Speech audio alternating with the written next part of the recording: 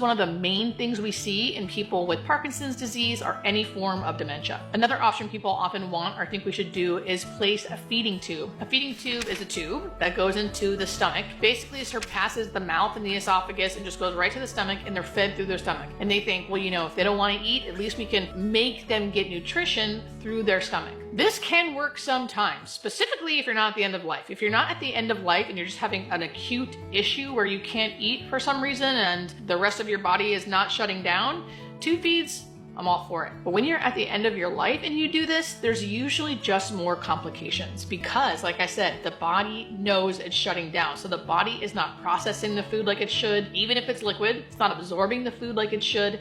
And a lot of patients end up regurgitating some of the tube feeds, again, aspiration pneumonia, or getting an infection because this tube is placed in their stomach. So how do you know, right? How do you know if you already have a tube, right? Let's say someone had a stroke and they already have a feeding tube, and now they're getting towards the end of their life. They're still having the tube feed. That's the only way they get medication, how they get food. How do you know? People feel like that sounds archaic. How can we do that to somebody? We usually don't. First off, people on hospice can have tube feeds, and sometimes it's necessary. However, what we check is to see how well they're tolerating it. It's something called residuals. We check residuals. So let's say we give X amount of tube feed every 4 hours. Before we give the next round of tube feeds, we'll have the loved one check for residuals, which means they pull back on the tube and see if a bunch of tube feed is still coming out. If that is the case, that's showing us, hey, this person isn't really tolerating that tube feed because it's still there. After 4 hours, it's still in their stomach. So that can show that this person is not really tolerating it. Maybe we should cut back on some of the tube feed. Maybe not fully. Let's cut back,